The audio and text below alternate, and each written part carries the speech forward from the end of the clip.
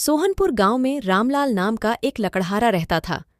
वो अपनी जीविका चलाने के लिए गांव के पास के ही जंगल से रोज लकड़ियां चुनता और उन्हें बेचकर कुछ पैसे कमा लेता था। इसी तरह उसका गुजारा चल रहा था। कुछ दिनों के बाद रामलाल की शादी हो गई। उसकी पत्नी बड़ी खर्चीली थी, इसलिए अब उतनी लकड़ियों को बेचकर घर चलाना मुश्किल हो गया था।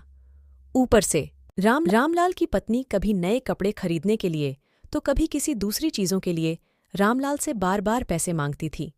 अगर पैसे न मिले तो रूठ जाती। रामलाल अपनी पत्नी से बहुत प्यार करता था, इसलिए उसकी नाराजगी वो बर्दाश्त नहीं कर पाता था।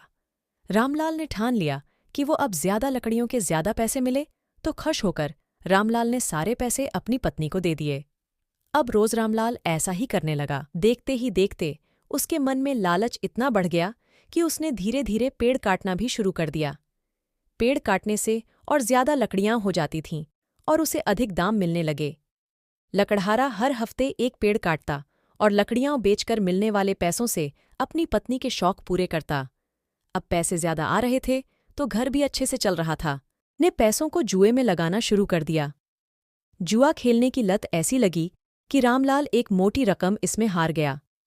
अब इस रकम को चुकाने के लिए रामलाल ने एक दो मोटे मोटे पेड़ काटने का फैसला लिया।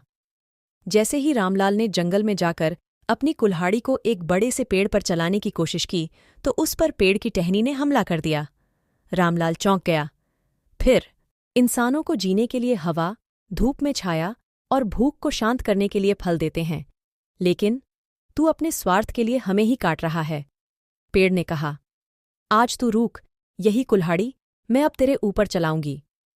पेड़ की टहनी कुल्हाड़ी से रामलाल पर वार करने ही वाली थी कि वह गिड़गिड़ाने लगा। उसने माफी मांगते हुए कहा, मुझसे गलती हुई है, लेकिन मुझे सुधरने का एक मौका दो।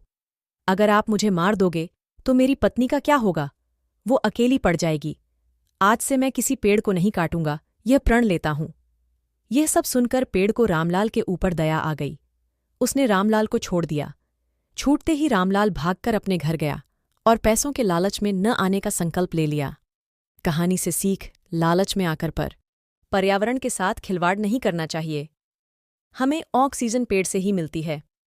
इन्हें काटकर हम खुद अपने जीवन में संकट को ला रहे हैं।